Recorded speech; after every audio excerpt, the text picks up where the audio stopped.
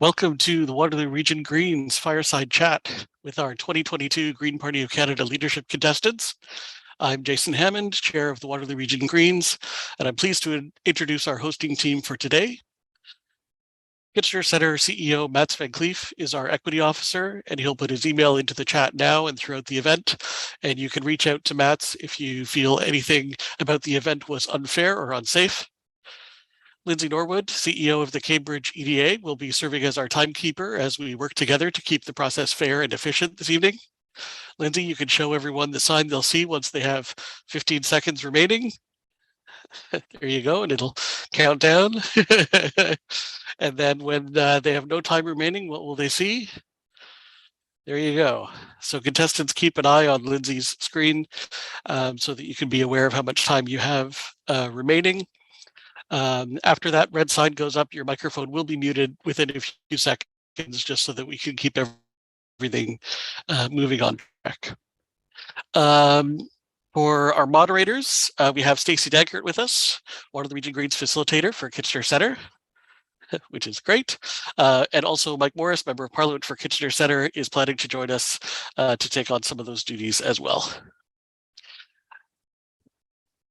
Of course, we are joined by our 6 leadership contestants who will be introducing themselves in a few moments, and we thank them for making this event part of their effort to connect Green Party members as we prepare to elect our new leader. So let's begin with a land acknowledgement. There's Mike. Welcome, Mike. Thank you. Good to see you all. Sorry, some tech issues over here. So I'm speaking with you from the unceded territory of the Algonquin Anishinaabe Nation here in what is now known as Ottawa. But I imagine many or most of you are calling in from along the Grand River, which is the traditional territory of the Anishinaabe, the Haudenosaunee, and the Neutral peoples, land that was promised in 1784. The overwhelming 95% of which has never been paid for or to 6 nations. And as we share that land acknowledgement, I think it's even more important to do so tonight as we talk about leaders in the Green Party who are vying to speak on behalf of members, and as part of doing so, need to ensure that they are speaking towards meaningful reconciliation, which I know much of our conversation tonight will also be focused on. And so really glad to see you all from wherever you're calling in from. And if you're not coming from one of the 2 territories I just mentioned, I hope you might consider looking up where you are calling in from and including that as part of your reflections as you listen to visions and reflections from candidates this evening. Well, thank you very much, Mike Chimigwech. And for the benefit of our guests from across Canada, one of the Region Greens include the ridings of Kitchener-Conestoga, Waterloo, Kitchener Centre, Kitchener-South Hespeler, and Cambridge. And we encourage regional collaboration among all Green EDAs to reduce duplication of effort, to offer practical support, and share lessons learned. And thanks to all of our volunteers for making this event a great example of the kind of thing we could achieve together. Note that unfortunately the capacity for translation and some other supports has not been readily available, so we'll make do without this evening. But we'll take a moment now just to set some ground rules, and then we'll be describing the format of the event. So our chat is open. We invite participants to post the riding they're joining us from. If they want to do a land acknowledgement for their own riding, that would be wonderful in the chat as well. And also, you can use that space to celebrate any of the contestant responses that they bring this evening, although we'll ask you not to distract them too much because we want them paying attention to each other as well. We'll remind our contestants and our co-hosts to all check their audio is not muted each time before speaking, because that'll come and go according to our co-hosts. To reduce distraction, we ask that everyone else in the audience remain muted. Some of our local executives are helping to moderate the chat, the audio, the video. And because we have a jam-packed agenda, trying to get to as many topics as possible, we may have to manage access to some of the Zoom functions if it becomes disruptive. Thanks for keeping things positive and productive in this shared virtual space. We will have 12 questions that have been pre-selected to cover a range of leadership roles as a spokesperson for the party, as a member of federal council, and as an exemplary candidate. No doubt many audience members will have their own questions already or new curiosity inspired over the next hour or so.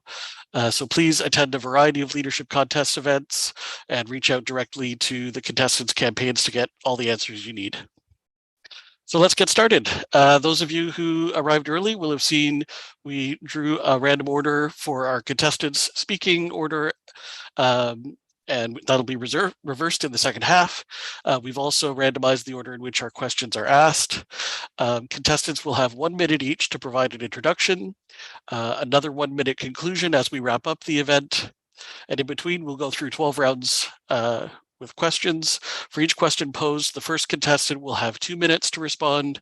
The remaining 5 contestants will have 30 seconds each to respond.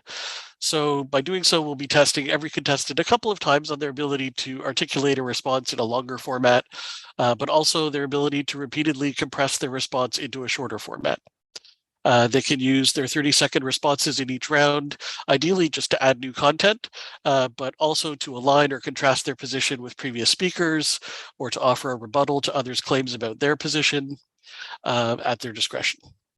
So contestants, be sure to listen attentively. Some of the questions are complex, and answer in a way that helps our audience differentiate between you as they prepare to vote. Good luck. Stacy, would you like to begin with our introductions?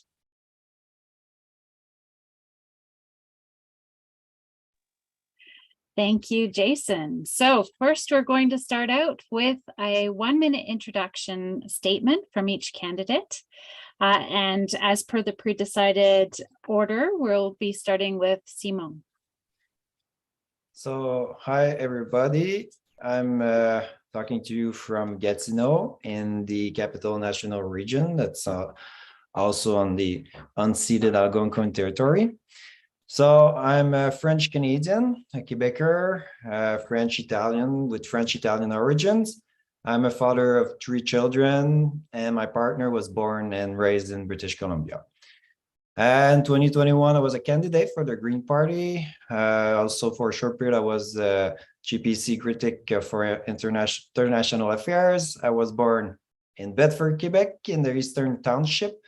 And Bedford has many like town in Canada is a microcosm of those towns in Canada. We got French, English, and different immigrant and owners of different kind of medium and small business. So thank you, and I'm pleased to be here. Thank you. We'll move next to Anna. Well, hello everyone, salut tout le monde. C'est un plaisir d'être ici avec vous. I'll say Epchiladik and Willaliok. I'm connecting with you from Epiquet, also known as Prince Edward Island in the territories of Mi'kma'ki, governed by the Peace and Friendship Treaties. And I salute the efforts of our local First Nations communities here who are really working to assert their rights that have been promised under the Peace and Friendship Treaties but have been rarely honored. I'm originally from Australia. That's my funny accent, but I've lived in Canada since 2013. When I got my citizenship in 2018, people started asking me when I was going to run, and I've run in the last 2 elections. Mike Morrice and I both got 26% of the vote in 2019, and he managed to crack it in 2021. I've worked for climate justice organizations, been the president of the Green Party of PEI, and have also worked for electoral reform significantly. Thank you very much. I really look forward to the event. Thank you, Anna. Next, we'll hear from Sarah. Salut, bonjour. I grew up in Newmarket, which is just north of Toronto, but I've spent the past 22 years of my life on Nidominusing or Manitoulin Island, which is Anishinaabe First Nation territory. And the Anishinaabe Nation is comprised of the 3 Fires Confederacy of the Ojibwe, Odawa, and Potawatomi peoples. And I love it when I'm teaching my students and I say, what's the nation's capital? And people say Odawa. So I like helping people understand that that's the origin of the word of our nation's capital. I'm really pleased to be here. I've been devoted to green political philosophy since 1991. I was a teenager when I read D. Grunin, the book about the inception, the beginning of the green political movement. And my purpose for running is to talk about that missing key principle of participatory democracy. So I'm looking forward to a fun fireside chat with everyone. Thank you. Jonathan. Hi everyone, bonjour. Je vous appelle depuis Rimouski. I'm calling from Rimouski on the unceded territory of the Wolastoqiyik and the Mi'kmaq nations. I am currently hence in Quebec, which is where I'm from, as you can hear from my accent. I am delighted to be here and see so many known faces from Kitchener and Waterloo. I had the chance to visit a couple of weeks ago, and it was a treat to meet so many Greens and see the energy out there. I'm running for leader with Elizabeth May after a long career abroad. I've worked in numerous conflict areas as a journalist and a human rights investigator with Amnesty International and Human Rights Watch. I've seen how climate is having an impact already in so many parts of the world. I've seen how states can crumble when people take their stability and their institutions for granted. I think it's high time that we prepare as a nation, and I believe that the Green Party of Canada is the best political party that can push forward an agenda that will protect us. Thank you. Elizabeth. Hi, I think I have the unique privilege and honor of knowing most of you and a lot of the people who are watching. So I just want to start again. I'll acknowledge I'm on the territory tonight of the Algonquin Nation and say Miigwech, but I'm honored to represent in Parliament Saanich Gulf Islands, and Saanich is basically a mispronunciation of Wasanich, which is the traditional name for the territories that I just love living on. So Haishka CM to everyone. I decided I might introduce myself in ways you don't know. I don't have a university degree. I couldn't afford to go to university. I worked my way through to go to law school as a mature student, and I used all my waitressing tips to get started, but I'd also been using all those waitressing tips to fight spruce bottom spraying in Cape Breton for years and successfully. So I'm a grassroots environmental activist. That's what I've always been, and I happen to be one in Parliament now. And last but not least is Chad.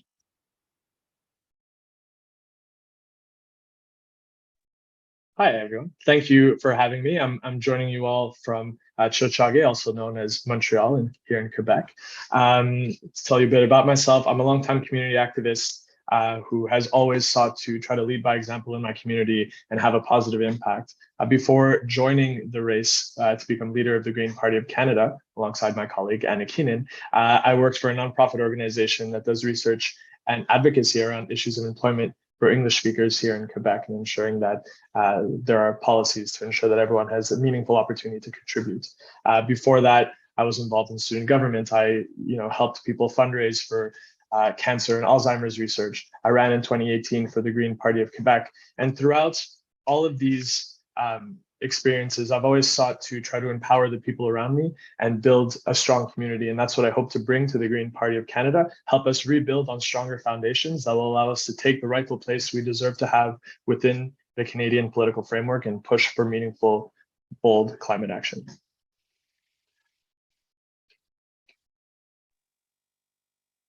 Thank you. And we'll move to Mike for the first question. Thanks so much, Stacey. Again, great to see so many folks here tonight. There's some folks I don't know, so I should also introduce myself. My name is Mike Morrice. I'm the Member of Parliament for Kitchener Centre, and really appreciate you all being here with us tonight, and to the contestants each for making time for this also. Also to WR Greens for organizing this and bringing space to talk about the things that we should be talking about, the actual policies and perspectives of our contestants for leadership of the party. The folks who've organized this have done a lot of work to ensure things are equitable and I guess fair. So not only has the order been randomized, the order that folks are going to respond has been randomized as well.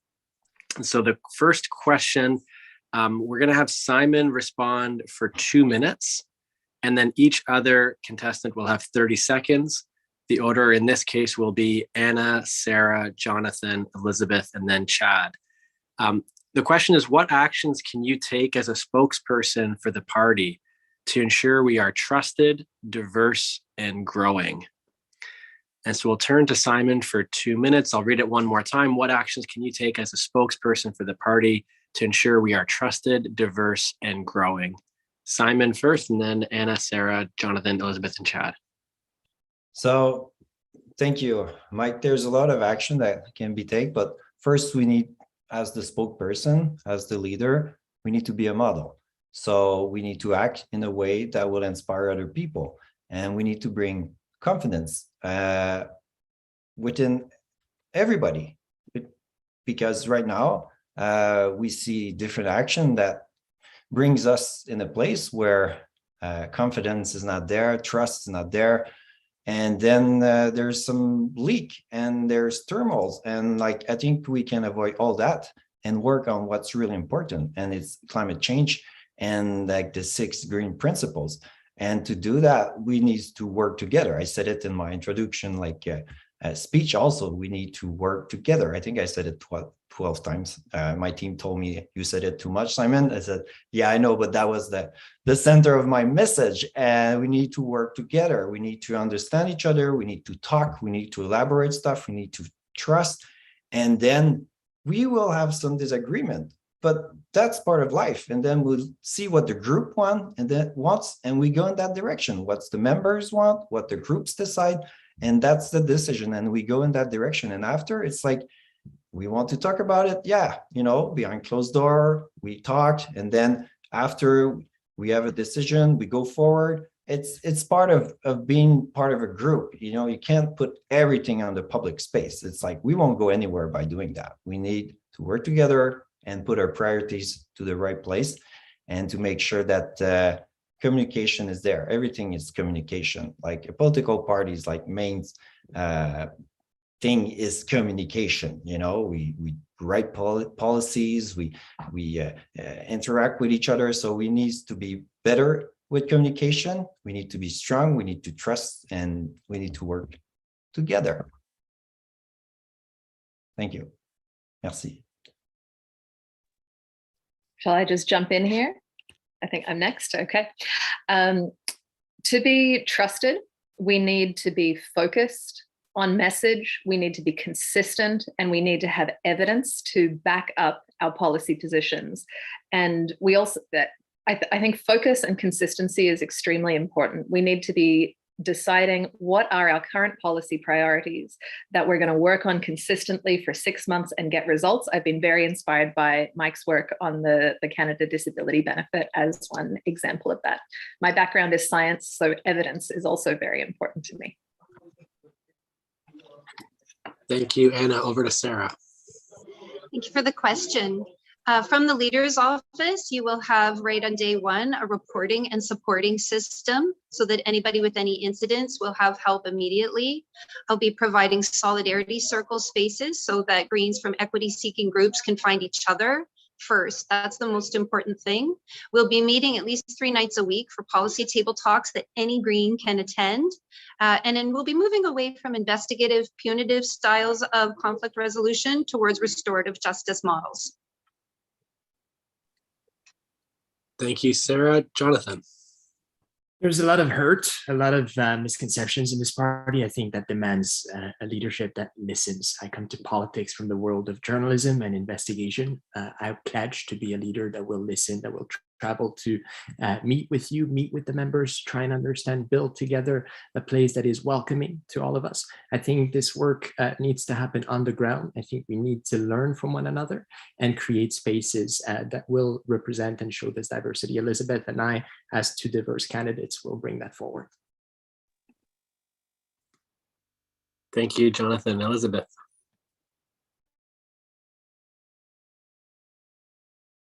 sorry, 3 times to unmute, sorry. I think that we have to walk the talk to be trusted. People have to see that you mean what you say and you follow through. I'm certainly consistent for decades in focusing on something that is the #1 issue right now, which is that we're in a climate emergency. Greens have to walk the talk. I've been generally considered the most ethical leader when they used to do polls on such things. I think that helps us, but I agree with everything else that Jonathan said. We need to show people that we're disciplined, as Anna said, and we need to reach out beyond our current membership to Canadians at large. Thank you, Elizabeth. Over to Chad to close. Thank you, Mike. So in order to be trusted, you need to be able to listen and communicate with an open heart. You need to be able to hear people where they are and find that level of common ground in order to move forward together. And once we find that common ground to move forward together, then we can grow the Green Party. I think we need to lead by example in that regard.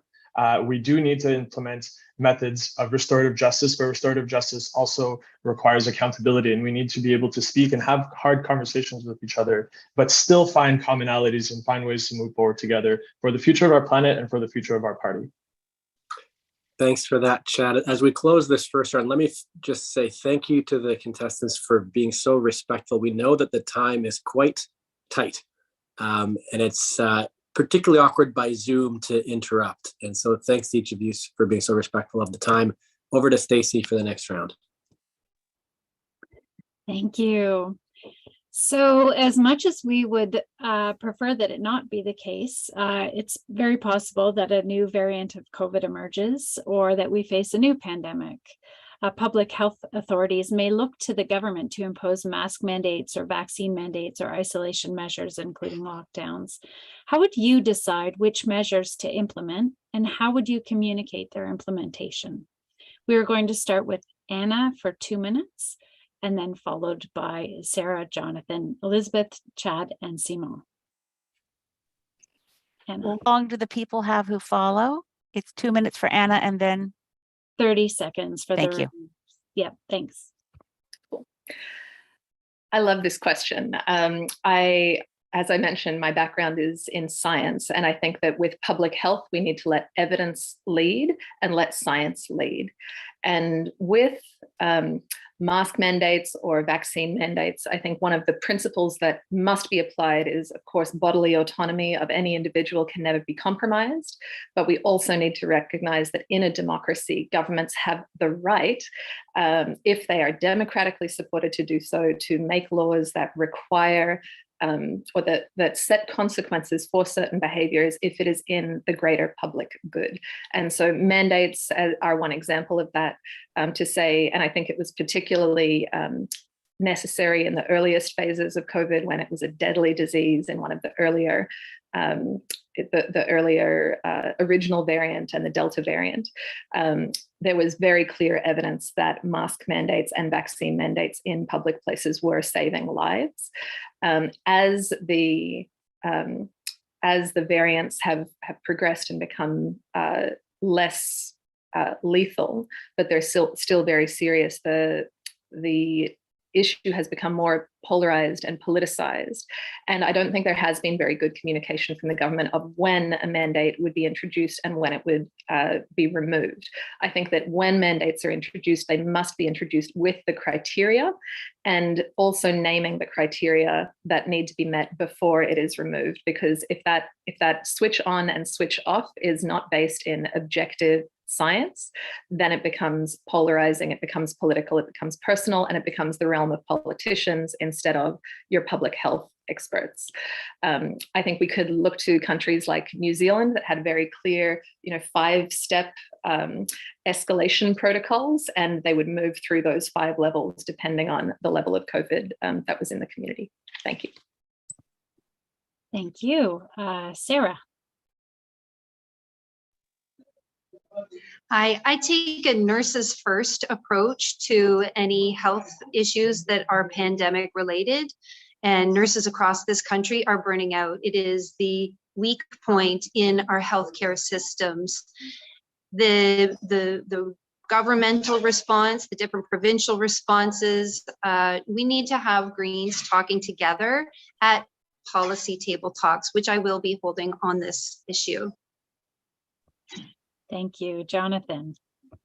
Well, it's very clear that we need governments to listen to scientists and understand and defer to expertise. We've had for too long governments that have politicized critical scientific issues. The Green Party is the party of science. It's a party that believes in science and scientists. We believe so on COVID. We believe so on climate change. We have to protect our vulnerable communities throughout the country, whether it's from a pandemic or from climate change. And the key here for government is to prepare contingencies for such cases. That is the key work of government, and that is what we have to bring forward to the table. Thank you. Elizabeth. Hi, I think that what we have to do, again, reinforcing what Jonathan just said, this is not a decision. The way the question was framed, I would say that's not my decision. If I'm Prime Minister, I don't make the decision when mandates come in. I'm looking to health professionals and experts to make the decision. I would say we have to learn from the mistakes we made as a country on COVID. We should have done what Australia did and brought together all our public health officials, provincial and federal, to one table. So we had one set of rules. So people knew if orange meant something in Nova Scotia, what did it mean in Quebec? Time's up. Thank you. And Chad? Yeah, thank you very much. So to build a little bit off what Anna was saying, we absolutely need to take a science-based, evidence-based approach to these kinds of crises. But one thing that's extremely important to do is have clear and honest conversations with the Canadian population.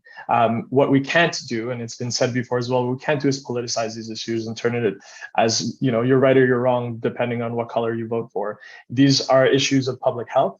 We have to make sure to not overload our hospitals, and that requires being honest and speaking to Canadians as adults and letting them know we're at this stage and this is what it's going to take to get us out. And Simon. So I agree with everybody on that question. Like it's these are issue of like public health, and we need to let the expert talk. And I have a background in political science and teaching, and like I will go with the expert, listen to them, and that's the direction I would take. And I think that's very important to respect science and get different opinion and go with the expert that are in the position to make those decisions that are very important for the greater public good.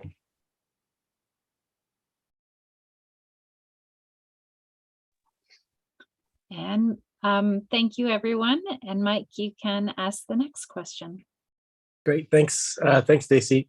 The next question is asking how would you responded as Prime Minister to the convoy protests on Parliament Hill and at border crossings, and the availability of Emergency Act measures. Sarah is up first, and as I check the notes, one moment, it's then Jonathan, Elizabeth, Chad, Simon, and Anna for 30 seconds each, or as 2 minutes.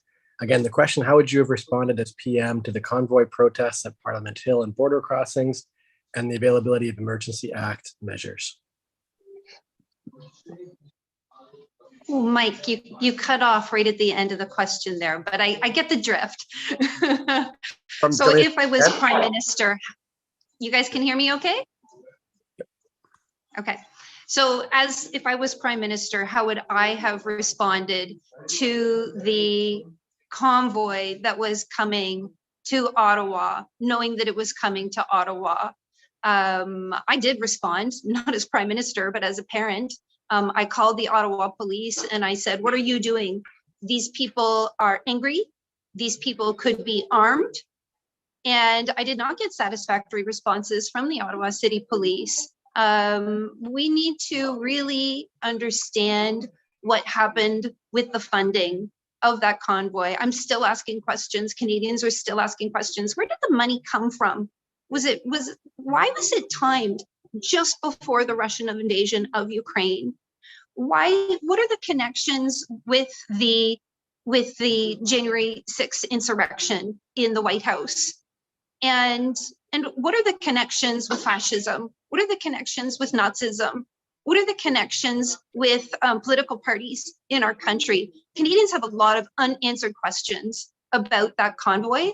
Canadians have a lot of unanswered questions about the rise of violence in our country, the rise of intolerance, and the rise of a sense of hatred towards our fellow Canadians. Greens are peaceful. Greens believe in the key principle of nonviolence. And we also believe that transparency and information is required. And so as Prime Minister, I think that what I would have done is liaison with the RCMP in a much more transparent way, telling Canadians what is going on in the background. Canadians still have a lot of questions, and to not have those questions answered means that we're still living in a state of fear. That's not okay with me as a Canadian. It's not okay with Greens. Thank you, Sarah. Turning to 30-second rounds now. Jonathan up first. Clearly, there's a lot of anger in this country, and anger has been building as a result of a political and economic system that doesn't properly address the needs of Canadians. We've had what we're seeing, and I think the convoy is one of many illustrations of that, a growth of a disconnect between our politicians and the general public. And it's so urgent, crucial, in fact, that progressives start to address the reasons, the roots of these problems. And that demands concrete green solutions forward. Thank you. Over to Elizabeth. Yeah, well, what I would not have done is what the Prime Minister actually did, launching on August 15th in the federal election campaign, trying to politicize vaccines to make them a wedge issue and embarrass Erin O'Toole about how many Conservative candidates might not be vaccinated. He kind of reaped the whirlwind with that, with the convoy, because he allowed that to become more of an issue. That said, Russia today was reaching over 7 million homes in Canada, approved by the CRTC to be part of cable packages. That never should have happened. We needed to actually be proactive and preventative to stop convoys from occupying our national capital. Thank you, Elizabeth. Over to Chad. So I think a big reason that the convoys happened was this spread of misinformation and disinformation through social media, but through our politicians as well. As Elizabeth just mentioned, there's a lot of politicizing of medical issues, and there's a lot of disinformation and distrust that's running rampant within the Canadian population. I think the convoy could have been prevented had we had more clear and honest communication with our population, with our residents, and with our stakeholders at the end of the day, to prevent these kinds of things from happening at the source. We need to be honest with Canadians. Thanks, Chad. Simon. Yes, I think a leader needs to do some prevention all the time, and I think that our Prime Minister failed on that, and he did polarize like the political debate, and he put oil on the fire. Those people wanted to be heard here, and that's not what happened there. It's just like polarize everything and saying like, you're not with us, you're against us, and he makes a big mess that went out of control, and I think he's responsible for all that. Thank you, Anna. I will add here, I know individuals who drove from Prince Edward Island to Ottawa to join the convoy. And those individuals who I know who went are people who are deeply dissatisfied with the level of government services that they've been receiving. Sometimes they were seeking mental health treatment for a family member, or they were caring for a loved one with dementia, and the government failed them. And they latched onto this populist movement that was rage farming and encouraging anger, and that's what caused why they went. Once it was there, I think the principle that trucks don't have the right to protest, but people do, is a very important one. Thanks, Anna. On to the next question, and back to Stacey for that. Thank you. Okay, so like many other important government programs, government action on climate change is really expensive. It may demand redirection of existing spending, taking on new deficits and debt, or raising taxes. How can we afford to do what's necessary? Explain as you would to someone who has not already voted Green.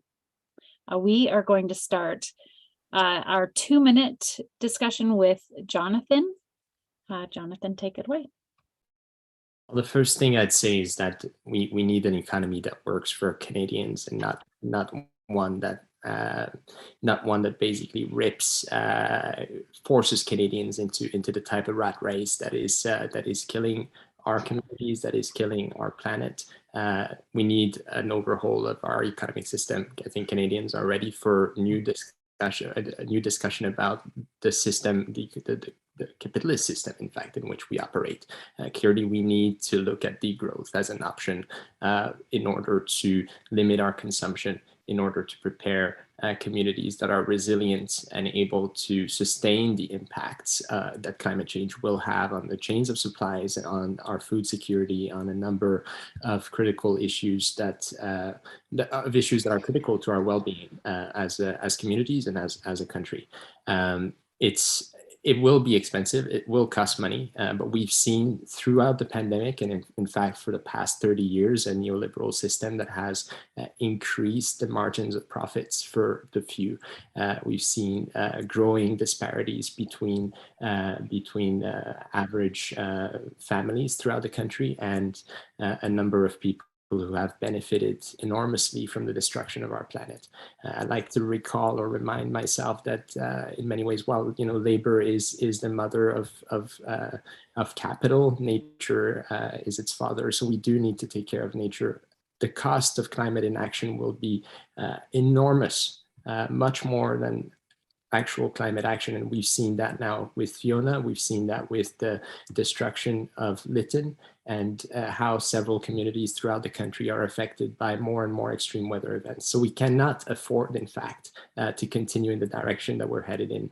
We need to change. That will be costly, but much less than the destruction that awaits us.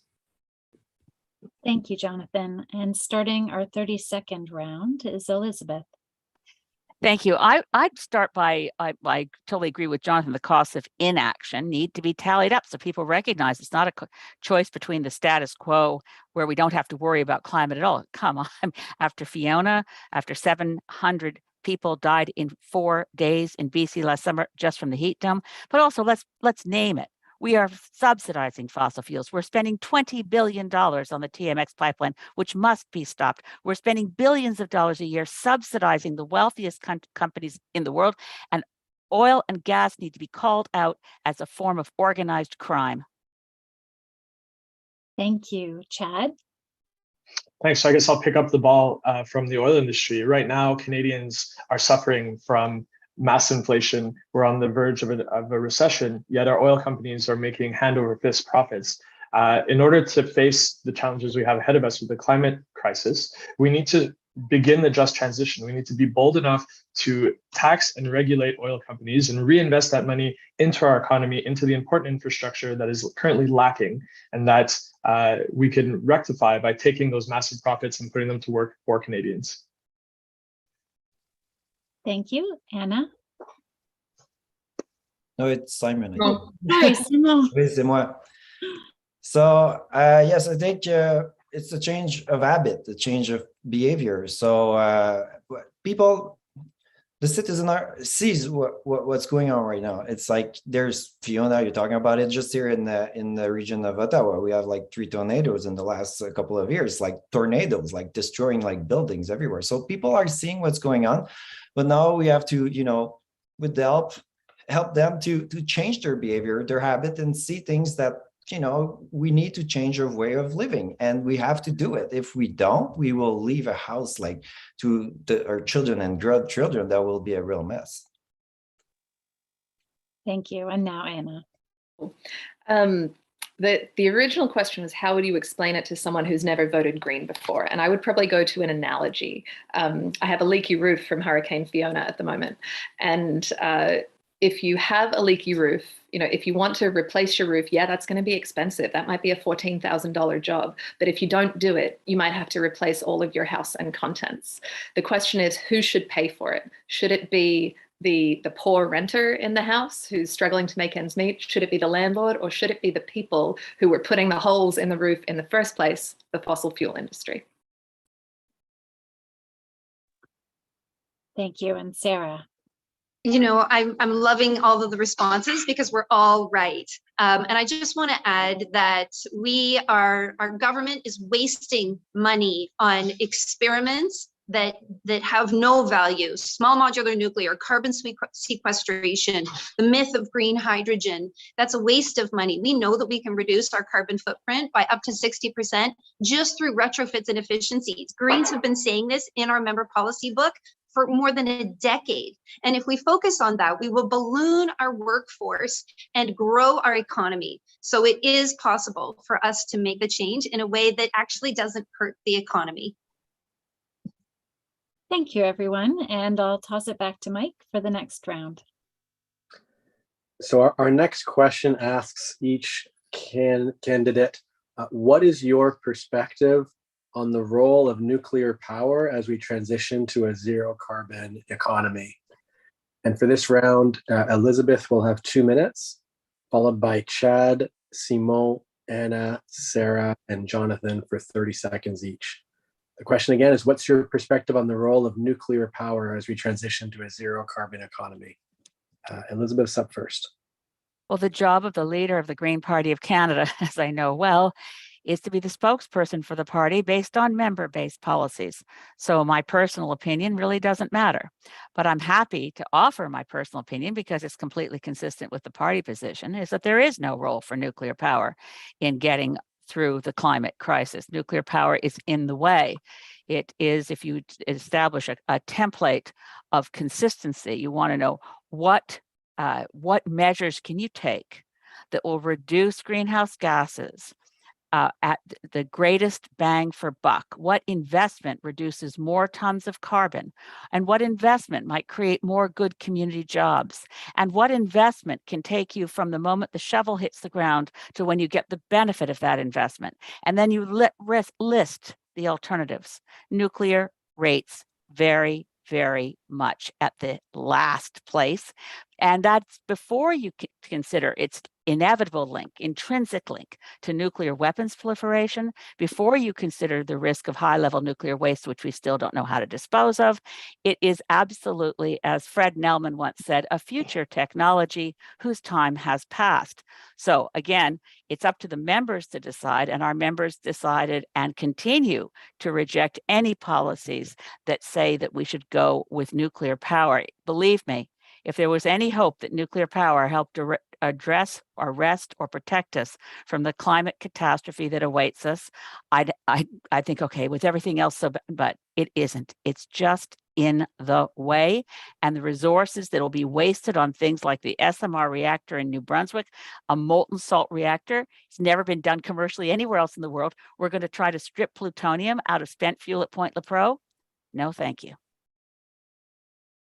Thanks, Elizabeth. Chad. Right, so I guess I'm going to go ahead and agree with Elizabeth that nuclear doesn't have a place in the transition. What we need is a just transition. We need to take people who are working in the energy industry and help them retrain to enter the renewable energy industries. And Canada has an excellent opportunity to be a world leader in renewable energies, in wind, in solar. We need to invest our R&D in those areas instead of working on future technologies that have since passed their time. As to borrow an analogy that Elizabeth just said. Thanks, Chad. Simon.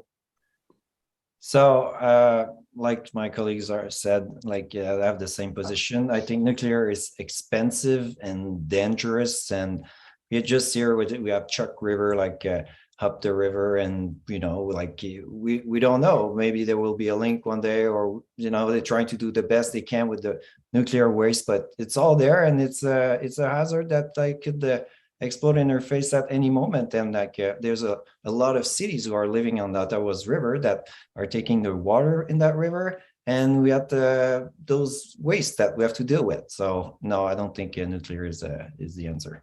Thank you, Simon. Anna. Fully agree with everything that's come before us, and with member-based policy. A lot of people try to paint the Green Party as somehow being anti-science because we have an anti-nuclear policy. I'd like to just name that that's not the case. Science is neutral. Science only describes how the world works or how a technology can work. It doesn't describe whether its use is moral. And nuclear is a bad idea because it is centralized, not decentralized. And as Chad was saying, decentralization is the future, uses too much water. It's a massive risk in a future of climate disruption. It has nuclear proliferation risks, and mining affects Indigenous rights. Thanks, Anna. Over to Sarah. There's more to nuclear power than a few decades of expensive energy. The long-term consequences of uranium tailings lakes in northern Saskatchewan, the legacy waste of the factories that are making this power, and the nuclear proliferation risk. Canada is looking at becoming ground zero for a new nuclear arms race because we are the guinea pigs for these small modular nuclear reactors, not in my Canada, not with the Green Party of Canada. I'd invite the listeners to check out my podcast, Radioactive, in all caps. I'll put it in the link. Your time is up. Jonathan is next. Absolutely not. No place for nuclear. In February, I had to equip myself with iodine tablets when I was in Ukraine because there were risks that the Zaporizhia, and of course Chernobyl, would get affected by the conflict in Ukraine, as I was reporting from there. I also had to investigate nuclear uranium tailing sites in Kyrgyzstan, which could very easily just end up in the waterways of Central Asia. The risks are too big. We've seen in France that the rivers dry up. There's not enough water to cool the plants. Thank you, Jonathan. Back to Stacey for the next question. Thank you. So we currently live in a capitalist economy. Do you believe that we should leverage the capitalist system to act on the crises we face, or should we break it down before expecting real progress? We are going to start with Chad for our 2-minute discussion and then move forward to the 30-second talks. Chad? Thank you very much, Stacey. So currently, the capitalist system is kind of crumbling on itself. We're in a late stage capitalist moment. And it's time for us to start, especially as the Green Party, to start looking at what comes next. We need to start having real and honest conversations with Canadians about models for our economy that go beyond the capitalist society, that go beyond this need for endless productivity, this need for endless profit, this need for endless expansion, this need for endless extractivism, and start looking at how we move to the next stage. How do we build the Canada of tomorrow? How do we build the Canadian economy of tomorrow? And then I believe that economy is based on well-being first and foremost, where people are put first, where the economy and the government work for the people and not for profits and not for corporations. We need to examine the idea of moving to a 4-day work week so that people can spend more time with their families, more time pursuing their passions. We need to look at at models of UBI, so universal basic income, that helps each Canadian cover their basic needs so that, again, they can spend time following their passions, so they can spend time better informing themselves about the political system that we operate in, and then hopefully work to change that towards a more proportional representation model. We need to give Canadians more opportunities to engage with one another, to inform themselves about the decisions that are being made on their behalf, and to put themselves first at the end of the day, not in an individual sense, but in a societal sense. Put ourselves and our communities first so we can grow and build. We need to think about, instead of constantly cutting in our health and education, investing in those areas. But we need to do that. We need to start a just transition. We need to move away from the fossil fuel and extractivist mindset that we have and start building the economy of tomorrow that is post-capitalist. Thank you, Chad. Let's begin our 30-second round with Simon. Yes, I'm a social democrat. There's no doubt. I think people need to come first. We need to change our way of measure, like GDP. That's the end in itself. It's just like it doesn't make any sense. It's like let's grow the economy, let's grow everything, and it's like, I think that's a problem, and I think we need to review all that. But now the reality is like, that's the system that's there. So we need to use it and transform it to go somewhere else, for sure. Thank you, Anna.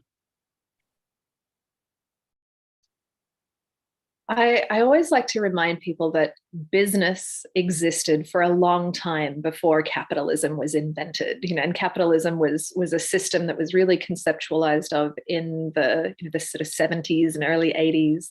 And market-based trade has also been around for thousands and thousands of years. And though business and success and markets will be around for a long time in the post-capitalist era as well. And I yeah, Chad and I have spoken a lot about the need to move beyond capitalism into a post-capitalist society. Thank you, Sarah. Capitalism is killing us. And Greens are the only ones who talk about moving us away from liberal, conservative, and socialist mind frames to something new, a new political philosophy. And that's frightening because capitalism is everything. It's our entertainment, it's our economy, it's the way we relate to each other. So Greens have macroeconomic ideas and microeconomic ideas, and we've been making these policies for decades now. A macroeconomic idea is gross domestic product as an indicator of our nation's health needs to be replaced with a genuine progress indicator. And we've got many small tools to make negative externalities become negative internalities. Greens have got all the answers. Okay, thank you. Jonathan.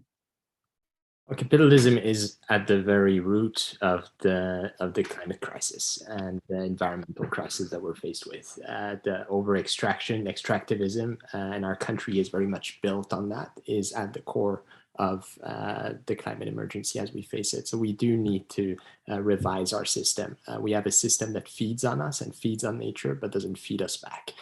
And it's high time that we have, as Canadians, a discussion around the economic system that best benefits us as individuals, but also as communities, and especially our children. Thank you, Elizabeth.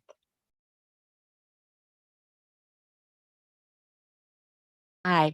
Look, again, the leader of the Green Party is a spokesperson for the party. I'll say personally, I completely agree. Capitalism and greed are the root cause of the climate crisis, the biodiversity crisis, poverty, and inequality globally. Capitalism on steroids, which has occurred ever since the collapse of the Berlin Wall, has been eating into our chances of survival. But our party policies don't say that yet. We do have as policy guaranteed livable income and replacing GDP with a genuine progress index. And at the next convention, perhaps we can adopt eco-socialism. Thank you, candidates. This marks the middle of the debate, so we will be reversing order. And I want to thank all of the candidates for helping us keep on time so far. I'll pass it back to you, Mike. Hope this is still the right next question if we're reversing order. What I've got on my list here is asking you all to describe examples of campaign strategy or policy where you prefer an unconventional or radical approach. Or you can describe why you think the Green Party should advance non-radical policy perspectives or use more conventional campaign strategies. In this round, we're starting with Chad for 2 minutes, followed by Elizabeth, Jonathan, Sarah, Anna, and Simon. Chad, would you like me to read the question again, or are you good to go? I think I'm good to go. I think I understood it. Either way, I'll just do the whole political thing and answer the question I wanted to answer. No, just kidding. So and this is actually in Anna and I's 6-month plan, and I think it's kind of a radical approach to doing politics. The way I see the role of the Green Party moving forward is being a resource in communities. So what do I mean by that? I mean that instead of showing up every 4 years to sell memberships and to try to raise donations to elect a candidate who we've selected, to be present in communities all year round, all the time, helping share skills with the communities we are present in at the municipal, at the provincial, at the federal level, showing our neighbors and our co-citoyens, as we say in French, how do you work the levers of government? And to do that, we propose to create a kind of green university within the Green Party of Canada. We're calling it the Green Leaders Network. Leaders plural and not leaders as us. But the objective there is to do skill sharing programs, to train other Green Party members on how to be effective mobilizers in the community and show them how to build leaders within their communities. You know, my time at the City of Montreal, I spent a year and a half helping residents navigate the municipal bureaucracy, showing them how to do mundane things as getting a new stop sign, putting in a speed bump, or getting license permit parking on their street. These are major areas of frustration for people, though, because they don't know how the system works. If we can position the Green Party of Canada as a knowledge resource in each and every community across the country, in all 338 ridings, we can then show that we can lead by example, that Greens are about action, they're about results all year round and not just once every 4 years. And with that, I believe that we can grow our membership in a sustainable way. People will come to the Green Party because they can trust us to lead them in the right direction and not just use them for our electoral gains once every 4 years. So that's my radical approach, is empowering the people around us. Thanks, Chad. We'll now turn to the 30-second round, and Elizabeth will begin. Well, I'm not sure if it's the radical approach or just the sensible one, that we need to be on the ground meeting with people door to door in the communities all the time.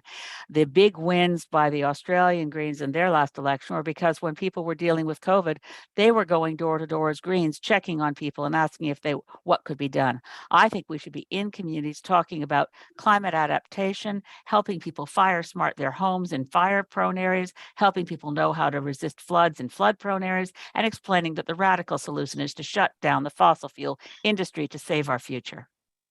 Thanks, Elizabeth. Jonathan, next. Well, we need to empower our EDAs to engage in nomination processes much earlier, as soon as possible, in fact, so that we have candidates that are in their communities, that are building the networks and the basis to run successful campaigns and fundraise.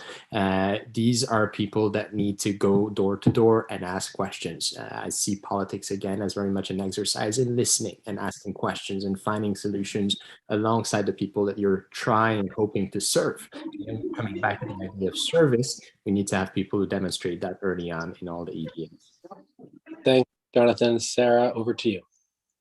One of the reasons I'm running is because we already do have an electoral district association empowerment 2022 movement, and they are doing the things that the other leadership hopefuls are talking about. One thing that's really missing is just to open policy table talks, which I'll be convening at least 3 nights a week that any member can attend, and specifically talking about the issues that are important to Greens. Our focus at the beginning will be on national food security mandate, Crown Indigenous relations, and small-scale energy solutions. Thanks, Sarah. Anna. Well, I'll pick up where Chad left off and speak a little more about our Green Leaders Network idea that we're proposing. When I came into the Green Party, I had learned the arts of campaigning from other organizations, from Greenpeace International, from 350.org, these places where I've worked before. And I brought those skills in and used them in my own campaigns. And that's why I've been one of the stronger candidates in the country in the last few years. We want to make sure that people who've never had the opportunity of campaign training are getting that opportunity within the party. We have brilliant candidates. We need to develop our campaigning expertise, and we need to do that within the party. Thanks, Sarah. Simone gets the final word. You're on mute, Simone. You're on mute. Maybe, Lindsay, we can give Simone a full 30 seconds. Sorry. So yes, door to door is the key, meeting people, exchanging, communicating. But also we need to be professional and serious and make sure that the party send the right message and that we show the population that we're ready and that we're working for them and that we know where we're going, and you'll be able to communicate, exchange, collaborate, and go forward. Like even if we disagree on some things, we need to be adult, go forward and find solutions, because like it's the future of our children and their grandchildren that's at stake. So. Merci, Simone. Thank you. Next question, Stacey will lead us through. Okay, I'm sure you can probably anticipate this question coming. What is your plan to get yourself and other Greens elected to the House of Commons? And what balance of your campaign efforts would you direct to your own riding versus the other ridings across the country? We're going to start with our 2-minute speaker, who is Elizabeth. Take it away. Thanks. Well, I've had the experience of getting elected as leader. So retrospective, but I've certainly learned some things will be different. I do believe that the co-leadership model is going to be better for the party and that it allows us to do twice as much work in that leadership context. But when I did end up, and there's some misconceptions about what happened in 2011 in terms of how it was to get the first Green elected to Parliament, and that was the first Green at any level. When I ran for leader in 2006, I can share with you that there were quite a few people, including some of the other leadership contenders, who did not believe Greens could win until we got rid of first past the post. I fundamentally did not believe that. I said, if we start out and model ourselves so that Canadians can see us as a real political party, if we participate in the national public discourse around key issues all the time, which meant I plunked myself into places where non-MPs weren't supposed to be, but I was allowed. I kept doing press conferences. I kept reaching out. Now, the balance between helping other communities, in 2008, the campaign for the national Green campaign, when I was running in Nova Scotia, the national campaign launch was in Guelph because it was deemed by the party leadership in terms of council and campaign manager that I didn't have a really good chance, but there was a better chance in Guelph. I've finally managed to convince the party, please let me spend at more than half my time, just half of the writ period plus a day in my own riding, so that I can knock on doors and talk to people. But I never wanted all the time, and I didn't take any money for Saanich Gulf Islands in the writ period. We had worked and set ourselves up in advance through door to door, and my firm commitment is to get as many Greens elected, preferably more than 12 in the next election, and that is doable, and I know how to do it. Thank you. And on to the 30-second round, starting with Jonathan. Well, clearly, there's a lot of work that needs to happen to stabilize the party and project the confident Green party that we actually are, and the confident and wonderful Green solutions that we have to bring to the problems faced by Canadians.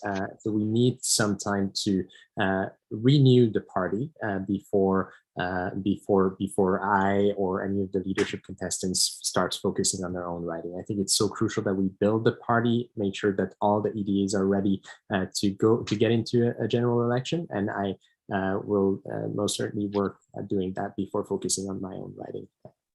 Thank you. Sarah. I've been a member since 2005, and I've been waiting for us to be true to a grassroots, decentralized power structure. In 2019, I sat down, and in 5 minutes, I had a list of more than 35 Greens who had left the party in frustration and tears. I'm running because I know that we need a leader who can give the collective the credit and focus on growing our electoral district associations in between elections in a way that's controlled by the EDAs. Waterloo Region is an amazing example of that. If you just need somebody who's willing to give the collective the credit, and that's what I'll do as leader. Thank you. Anna. I share the goal that Elizabeth mentioned of getting 12 MPs elected. That gets us official party status. In order to achieve 12 seats, we can't just target 12 ridings. We need to be running high ambition campaigns in at least 60 to 100 ridings across the country. And to get to that point, we are offering this idea of the Green Leaders Network, and I really invite people to check that out on our website. If there's anyone from our campaign team who can drop a link in the chat, we've put forward this plan. I do believe that Chad and I are capable of getting elected in our own ridings, but if we can get 12 MPs elected, and that doesn't include us, that will be a successful term in our leadership. Thank you. Simon. So I agree also, I think 12 is a reasonable target. And personally, door to door, my own writing, we have a team here, volunteers who are building something, and we'll keep building. And I think we need to empower all the EDA, make sure that they're growing, get more volunteers, people who wants to get involved. And we have to be seen as a real alternative. So we need to be leaders, motivate, and show the way, and make sure that we will work together, trust, communicate, and find solutions. Thank you. Chad.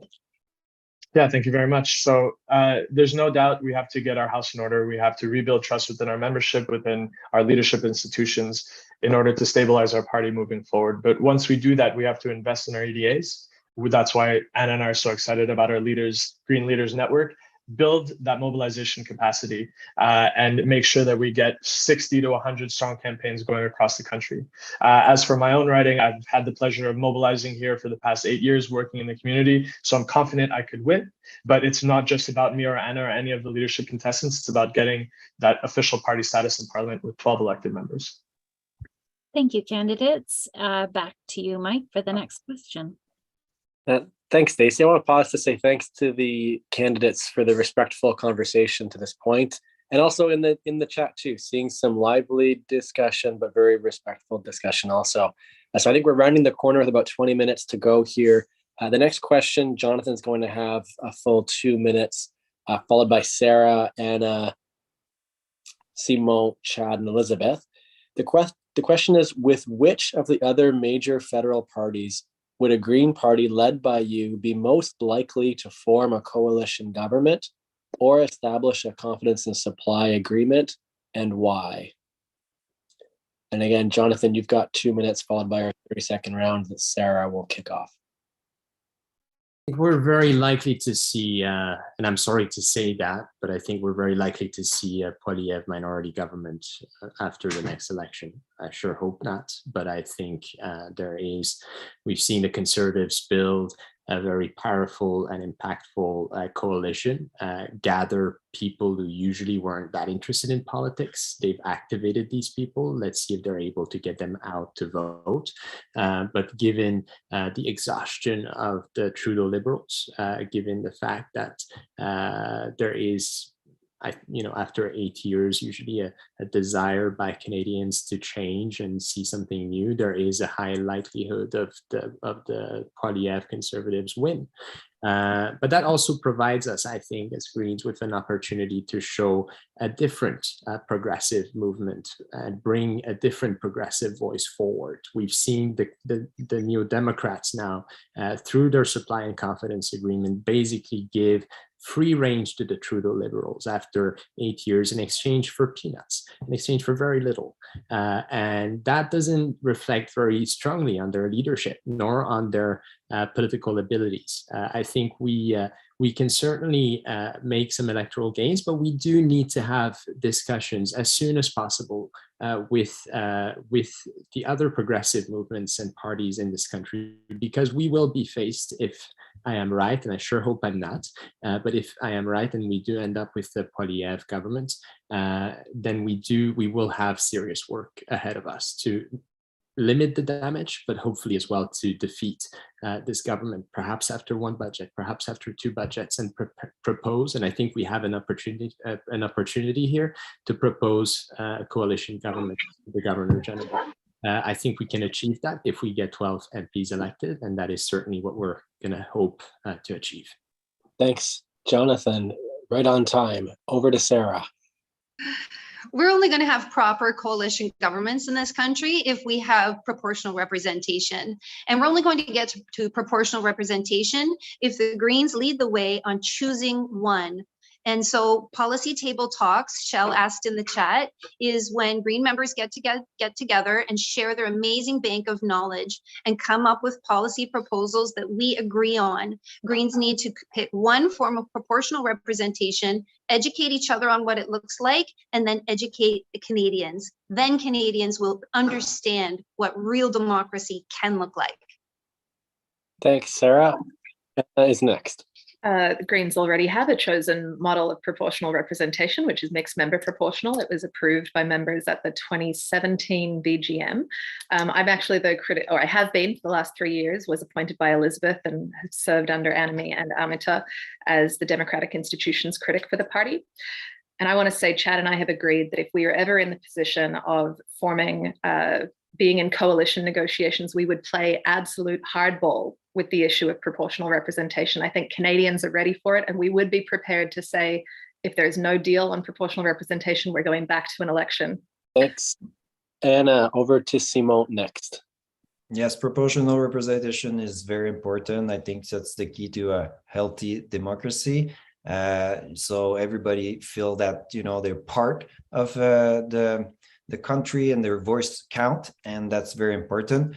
As for the coalition, I think I would see at that moment the other party, where they are, what are they proposing, and if it's possible to have a coalition, because things evolve very rapidly, and I don't know where they stand. The Liberal are like getting to the right and more, and then the NPD followed. So I don't know. It would be like to see. Merci, Simon. Merci. Thanks. Over to Chad. Perfect, thank you. So again, to reiterate what Anna had said, proportional representation would be our hardball issue. We'd be open to speaking with whoever had the most seats or the second most seats in Parliament to see how we can push that issue forward and see if we can form a coalition government. But it would be key. That element would be absolutely key in moving forward in that direction. Luckily, our campaign seems to have much of appeal with NDPers and Liberals alike. So hopefully we'd be able to maybe have some across the floor to give us even more power in Parliament. But at that point, we'd have to have proportional representation be up for discussion.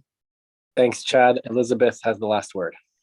Well, in 30 seconds, it seems, I mean, the question of with what parties would I be prepared, and would we as a team, Jonathan and I, be prepared to negotiate? I think if there were a minority government that was threatening us, that was led by Pierre Poilievre, you'd work with absolutely anyone to keep him from being in power. And you'd have to insist on proportional representation and climate action. Otherwise, what's the point? We have an existential threat to our children and grandchildren's future. That's why I'm running. And what I think that really the good relations we have in Parliament mean we could pull it off. Thanks, Elizabeth. Back to Stacey. Thanks, Mike.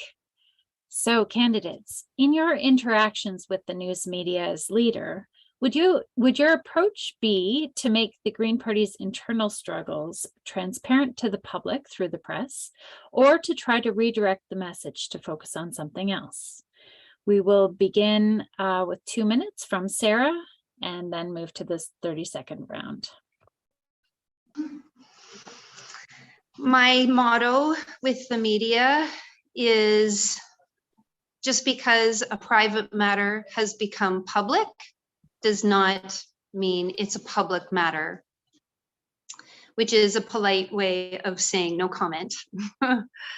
However, that said, sometimes there are whistleblowers who need to be protected. There are certain aspects of the way the green machine works that are deeply unhealthy.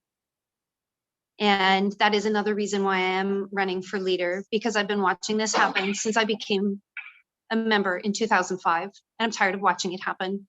Greens are hurting each other because we do have opacity within our system.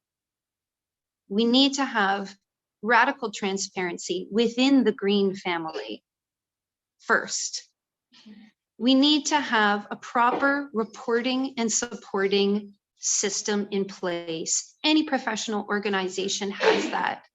As the leader, I can't make the rest of the organization perform this way, but I'm sure a lot of the electoral district associations have something in place that as soon as someone is hurt within the organization, whether it's from an outside source or inter-member conflict, that they need to have a place immediately. There should be a 1-800 number on our party website.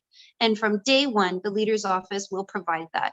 As soon as a report comes in of an aggression or a microaggression, you get a phone call or an email. We need to have our members feel safe. You can see there's lots more in my policy document. Wisdom to change. Thanks, Sarah. And our 30-second round will begin with Anna. I think the best way to not air your dirty laundry in public is to not have dirty laundry. You do your laundry, you keep your sheets clean. That means in terms of being internal, like if there's harassment or if there's bullying within a party, you deal with it. You do the investigation, you get to the bottom of it, and then you move on with healing. I've done that work as a Labour representative at my previous workplace. It makes a difference. It helps to build a healthy team culture, and then we can get on with focusing on the issues that matter to Canadians. Canadians do not want to hear about internal Green Party dirty laundry. Thank you. Simon.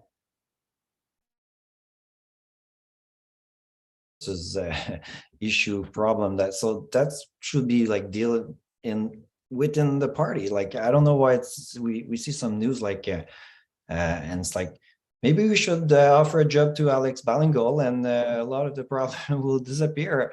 But you know all the story of the different turmoil, because looks like he's most of the time the one who's bringing that outside. But I'm like, we need to I say work together, find solution. Human resources are there, so go to the right place. And if there's a problem, like, talk to the right person and let's find solution. Great, thank you. And Chad. Right. I think a big reason why we've had so many leaks is that people feel frustrated and unheard within the party. I think first and foremost, we need to make sure to create structures where people feel heard and listened to and do the work of solving these problems in-house. If there was a situation of a leak and the press were asking me about it, it's not helpful to solve these problems in public or through the media. Canadians are not interested in the internal conflicts of the Green Party of Canada. They're interested in our policies and they want to see stability and seriousness from our party. So we need to keep our house in order by creating safe spaces and honest spaces. Thank you, Elizabeth. I'm in politics, folks. I don't have a safe space. I'm deluged every single day with misogynistic attacks on social media that would like to take me out and do things to me because I speak the truth about what's going on. What's going on is we're in a climate emergency. Greta Thunberg would be disgusted with us. What is wrong with us? We should focus on the climate emergency. It's like when she says our house is on fire, there's some Greens in the corner saying, who forgot to take out the compost? I think it was you, and I'm going to name you for it. We've got to act like grown-ups and do the job we are elected to do. Thank you. Finally, Jonathan. I think there is clearly a need for some discipline from all of us. I think we have a key mission as Greens, and that is to make sure that green solutions are brought to the front. But we also can and need to create a safe environment where everyone feels welcomed and where abuse is not tolerated. Clearly, we've had people in this party who feel hurt and who did not feel heard by the structures and the leadership, and that needs to change and will change.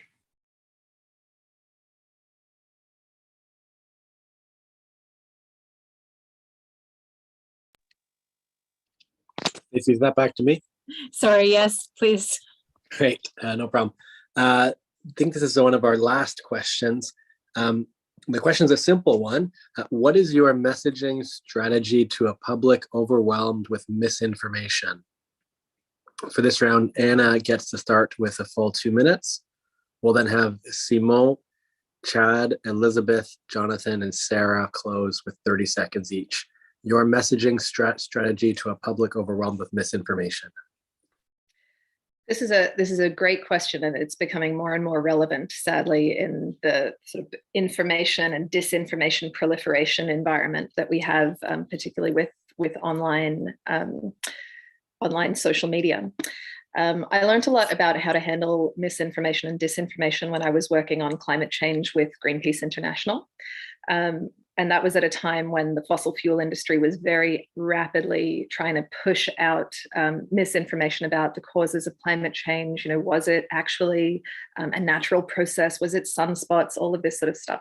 And what you learn is that countering misinformation with actual facts is rarely actually effective, because people will not know who to believe, or they'll just say, well, you know, there are two sides to this issue. What does work, countering misinformation, is to point out the vested interests behind the misinformation that is being presented to people. Who is presenting this misinformation? Why? Who is making a profit from it? What are they trying to get out of it? And how are they manipulating you?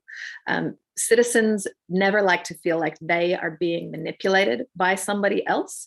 And so if you can point out to them the source of the information and the fact that they might be being used as a pawn in somebody else's game, I think that's where you can make people pause and consider, maybe I should be looking at alternative sources of information. Maybe I should be questioning this misinformation and disinformation that I'm being presented with.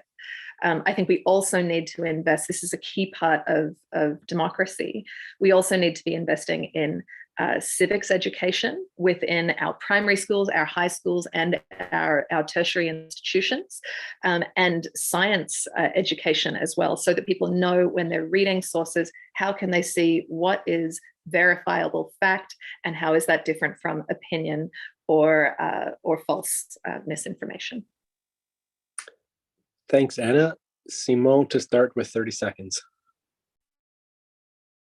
Yes, education. We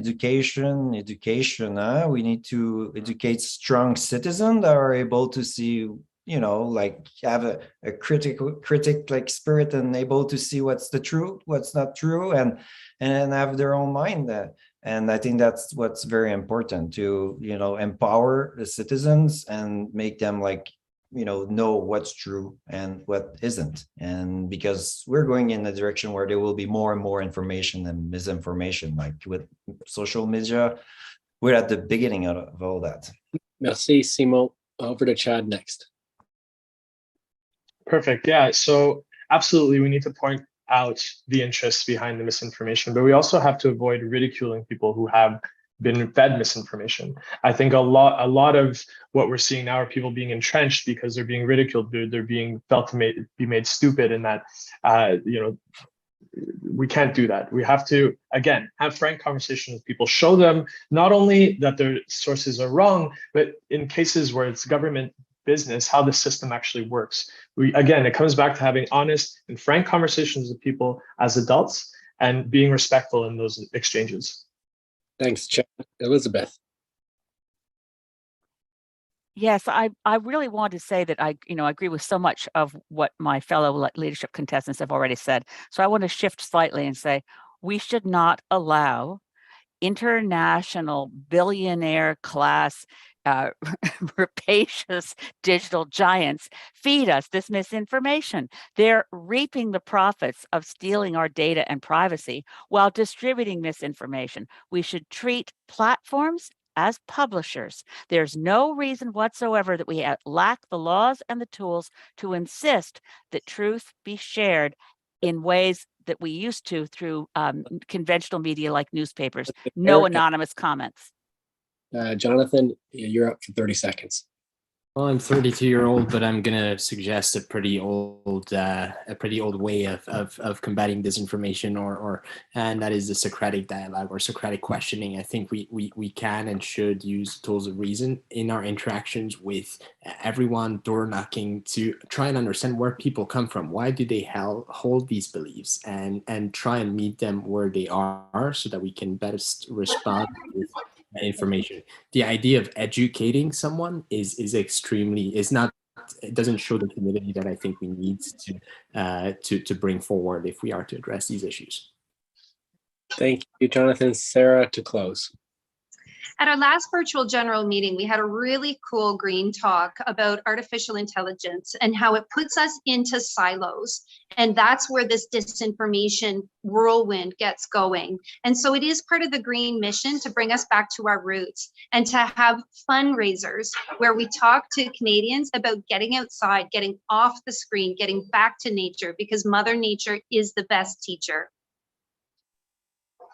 Thanks, Sarah. And under time, which gives me a chance to say, Lindsay, what an incredible job you're doing keeping time tonight. Probably give you a virtual round of applause. Not an easy. Stacey, question. Thanks. I was thinking earlier, that is the hardest job, I think. Okay, so this is very similar to the previous question. What is your response to the rise of populist politics and the erosion of democratic norms? We are going to start with Simon for 2 minutes before we move to the 30-second round. Populist politics, yeah, and there's more and more. And with the social network, we see them organized, and things that they were lacking before because they didn't know how to do it. Now they just use smartphone and everything that's there to organize and gather and create movement. So I think we need to face that, like Elizabeth said, all those publisher needs to be take they can, as publisher, and it's finished the time where you can spread whatever like words or information that's not verified, and I think we need to go in that direction. It's like they're acting like newspapers, so why don't they have the same rules to follow? And that will help us to, I think, like diminish even like that movement of populism that's like all around the world. And I think social networks are responsible. We saw it in the past because like also like, you know, we go back to the beginning of TV, radio, but that was a little bit the same thing. They were using those new tools to bring their message, and people didn't, that everything was new. So now we're back to the same place a little bit with those new tools, new way of communicating. So we need to frame all that. We need to some strong policies and make people responsible for their action and what they're doing, and point out like the nonsense or what they're trying to do, because most of them have like, they want the power for the power. The power is a tool to build something that will be good for the future generation and make sure that we will respect the planet we're living on, and that it's the one that we need to survive and go forward. So yeah, that's what I think about that. Thank you. And let's move to the 30-second round, beginning with Chad. Sure. So I guess populism to me is a response to the population feeling that their needs are not being met. So I think we need to make a distinction between right-wing populism and left-wing populism. One being more individualistic, one being more toward the right-wing being more towards tearing down our democratic institutions, and the other being more collective and looking at how do we make the system more fair. So how do we combat right-wing populism? We combat it with left-wing populism, creating a sense of community and demonstrating that we need to stop with this top-down approach and have a more collective, equality-based and social justice approach. Thank you. Elizabeth? I really like what Chad was just saying. I was thinking populism to me is still prairie populism. It's Tommy Douglas. This is not populism. This is the growth of fascism, white supremacy, and people being pushed through really quite clever algorithms to positions that Canadians thought were long dead and buried and never could take root on our soil.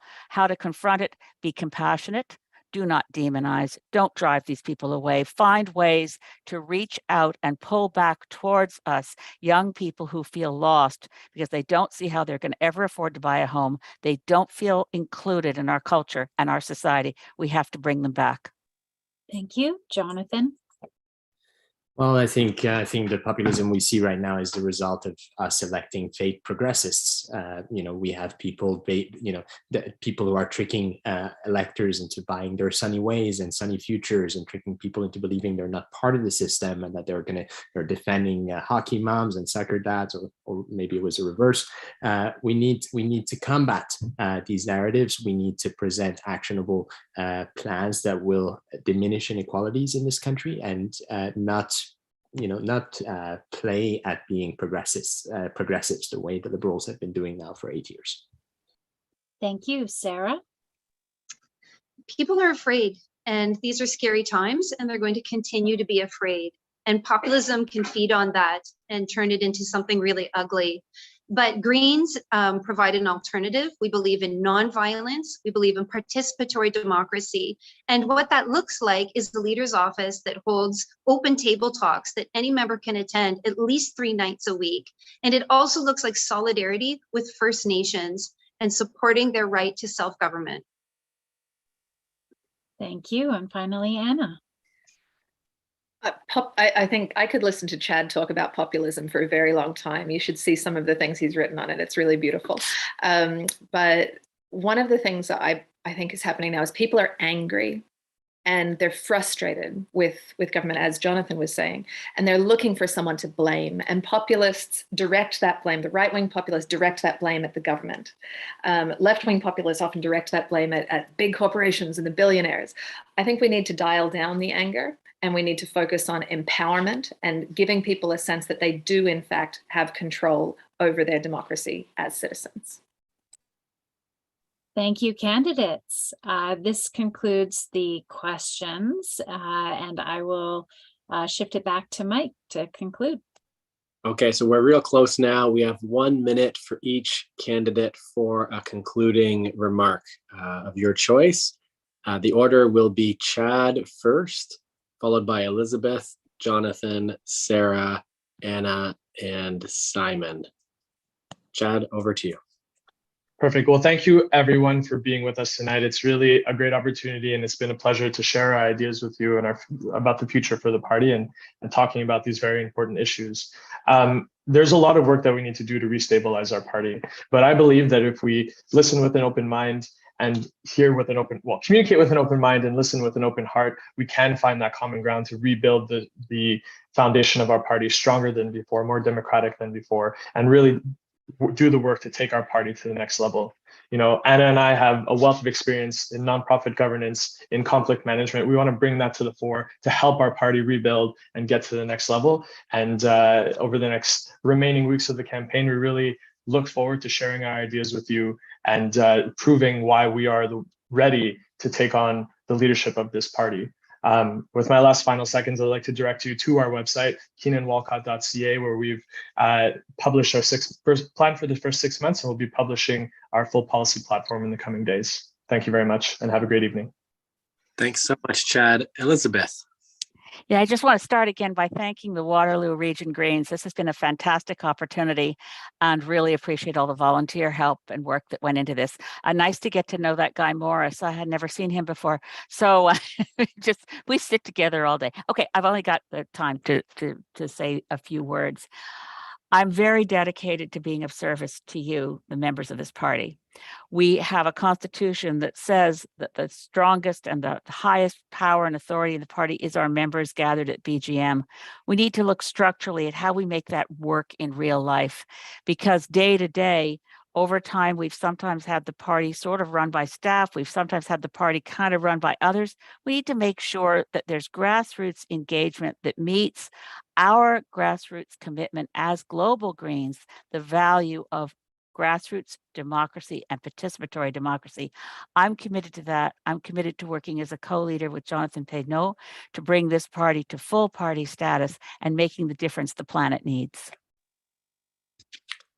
Thanks, Elizabeth. Just under time. Jonathan, over to you. Many thanks for this wonderful evening, wonderful opportunity. It's great to see so many faces. I'm really, really glad that I'm running in this leadership race, mostly because that means I won't have to vote. It's such a difficult choice you guys will have to make, because you have 6 very good, well, at least 5 very good candidates out there, and I'm excited to work, in whatever capacity with all of you and all the wonderful leadership contestants that we have now.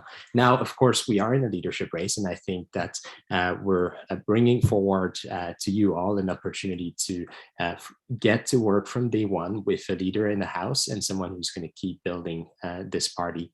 I come to this party and I come to politics from a different world. I've worked abroad for 15 years. I've worked abroad as a journalist and an investigator, and I want to bring these skills to politics. I think they are needed. I think we need politicians to listen and ask questions. And if you believe so as well, please visit our website, and I look forward to hearing from you. Thank you, Jonathan. Sarah, to you. Thank you so much to the Waterloo Region Greens. It's so exciting to see EDAs that are also strong, that they do have that regional level that they formed at the grassroots. And that's what we hope for the whole country.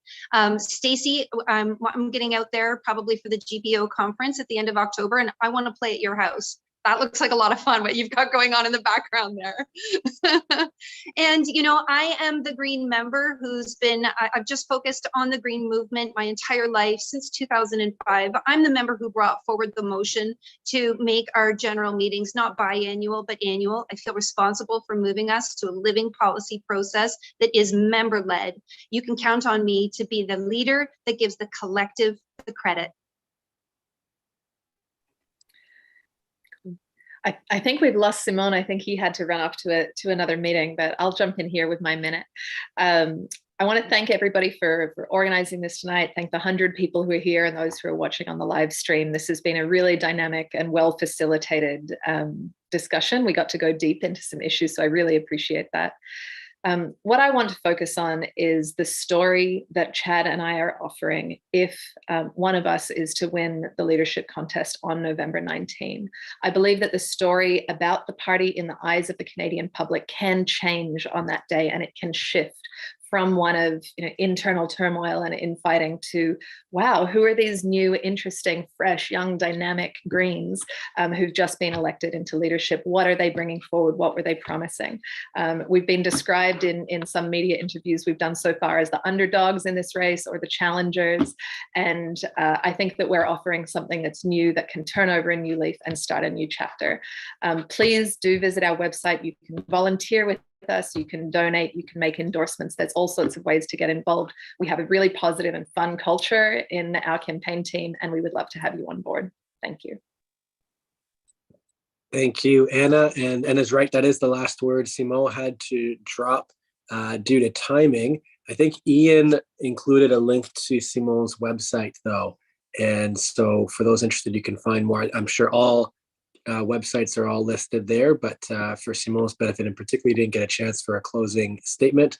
So maybe you can spend a minute on his website instead and see some reflections there. This is my last chance at the microphone, so I'll just say thank you as well. Jason Hammond, Matt, the whole WR Greens team, Teresa, Stacy, it's all volunteers who put in the time to bring a conversation like this. And so thank you to you all for making this happen. Lindsay, of course, again, too, for your timing here. So thank you all, and I'll pass it, I think, probably back to Jason to close. Thank you, Mike. And first of all, thanks to Mike and Stacy for co-hosting. You did a great job, and you kept track of our very complex randomizing order of proceedings. So thank you. Lindsay, thank you for timekeeping. We've done very well. I'm sorry that we lost Simone at the end there, but it also shows he's committed to his next engagement. So there you go. I